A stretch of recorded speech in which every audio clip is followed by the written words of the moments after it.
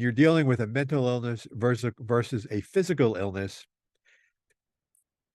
the medical care levels 1 through 4 are really not that clear. So first we're going to go through 1 through 4. Medical care levels 1 through 4 are: level 1 is for people that are basically very healthy under the age of 70 and are taking minimal, if any, medication at all, and will see the doctor maybe twice a year. Care level 4 is all the way at the other end of the spectrum.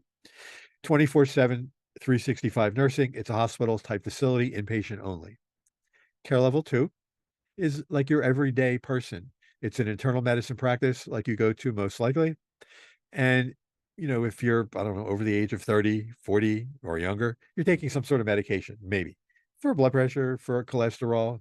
If you're lucky, maybe nothing. And it's under control. And you go to the doctor maybe twice a year, maybe 4 times a year. Everything's under control. That is a care level 2 and no problems. Care level 3, you don't qualify for going into the hospital and being seen by nurses around the clock. But you could be outpatient. You could have had surgery and you need help getting around. You may need surgery. No, you need assistance with activities of daily living. What is that? Maybe you can't brush your teeth. Maybe you can't go to the bathroom by yourself. Maybe you can't get dressed by yourself. Something along those lines. There's something else called prison activities of daily living, which we'll go into in a little while. But there are companion assistants that help you with the activities of daily living. For people who are going to be designated to care levels 3 or 4, this is made by the Office of Medical Designations and Transportation. Wherever you're designated, you never meet these individuals.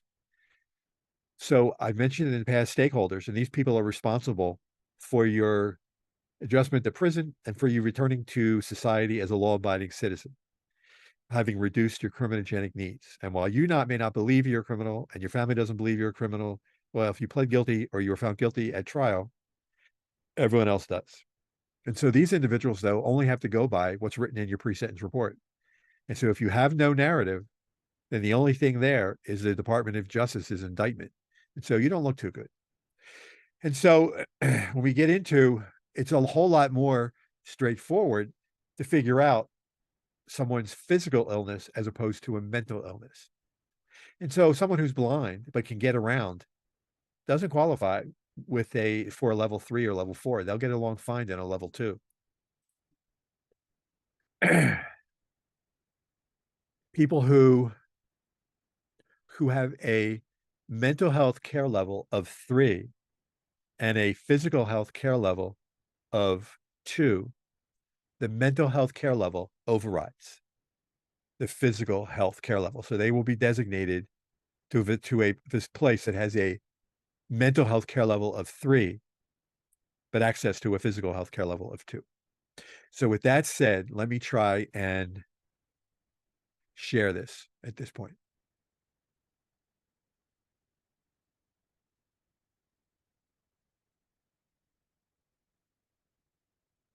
And these are PowerPoints I'm going to be using. So this is what I use when I've talked to large groups of attorneys.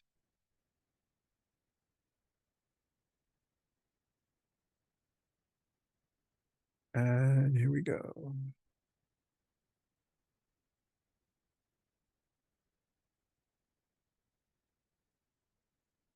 Okay, so I've already reviewed the top.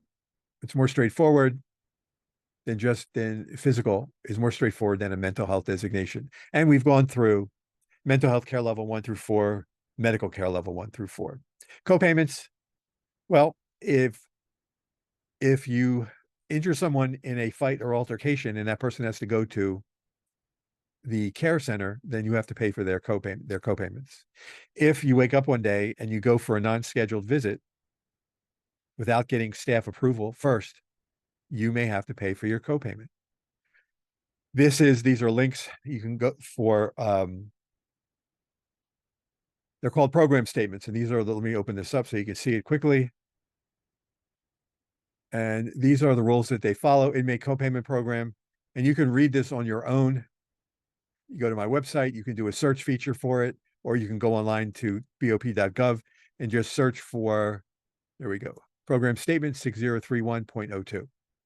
And in that you will read that if you show up, you may have to pay a copayment without a pre-scheduled visit. the goal is to get a staff person to set a visit for you. But if you can't move and get out of bed, stay there until staff person can check on you. Prison activities of daily living. As the population ages, this is beginning to affect not just federal prisons, but state prisons and jails everywhere. And then when people are getting older, as those get older, then the prison activities of daily living, and this is an article that was written by that individual, which I can link it up, but you can Google it or go to the website. I have it there. And here is another article. But essentially, they have trouble when the guards come and they want you to, they'll shout, drop, if the alarm sounds and they want you to drop to the floor, they may not want to do it. Standing head counts, so they may not want to get out of bed. They may just, wander around the compound and just butt in line as somebody else when they're standing, going into food.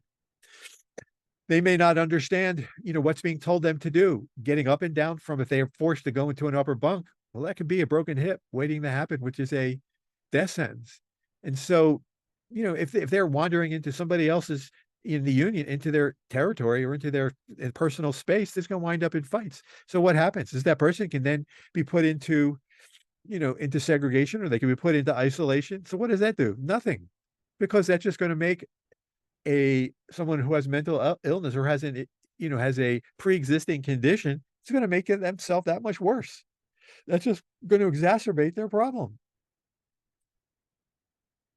And so hopefully during or before the pre-sentence interview, all of this has been sifted through with the attorney. And if the person has not had a mental health or a mental health screening, now's the time to do it. Because to go ahead and be stuck in restrictive housing or in solitary confinement, it's not pretty. I mean, I got to a satellite camp and my paperwork was not there and they stuck me in solitary confinement. And then after 10 minutes, I was going nuts. And so for someone who doesn't even understand, it's not a good thing. And so while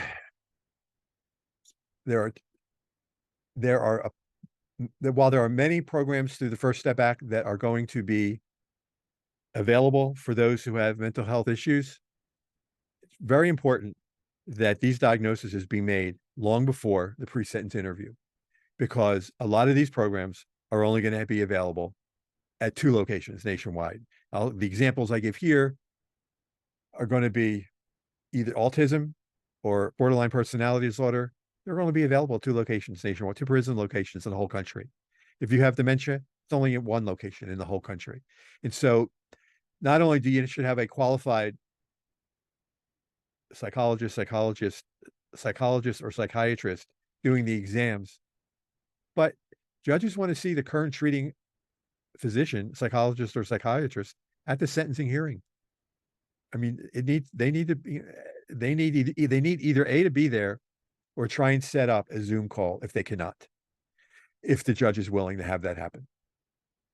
For dementia, the American Bar Association, I was proud to have contributed 2 chapters in a book that was recently published called Representing People with Dementia, with attorney Faye Spence.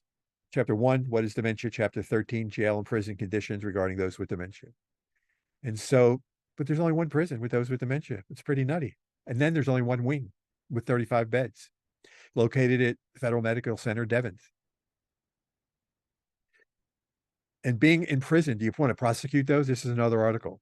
It's not going to change someone who has dementia. It's not going to impact their recidivism. It doesn't treat them. So putting them in prison, I don't know, is the appropriate punishment for whatever crime they committed. The memory disorder unit that's there, current medications for treating people on dementia, see if they're being treated. If they're currently being treated, this is important.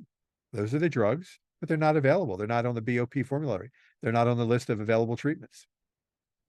The National Council of Certified Dementia Practitioners, they provide certification training to the staff and inmates on the memory disorder unit at Federal Medical Center, Devon.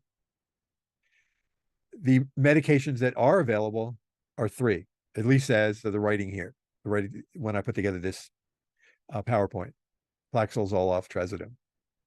And you can learn more. Clinical Guidance 2019, page 15, and it's called Medical and Mental Health Conditions or Other Disabilities. It's a manual. And dementia is now included in the diagnostic criteria of major neurocognitive disorders. And this is directly from how the BOP categorizes dementia. So they know what to do. They're just not providing all the medications that are needed. So really, optimally, should they be in prison? I don't know that that's the best place to have someone placed, no matter what they've done. There's got to be a better way to handle someone who has dementia that has been appropriately diagnosed and documented with the physicians in the court at that time. I hope you have found this helpful. There are several other YouTubes in this PowerPoint series, and I'm grateful for you taking the time to listen. Have a good day.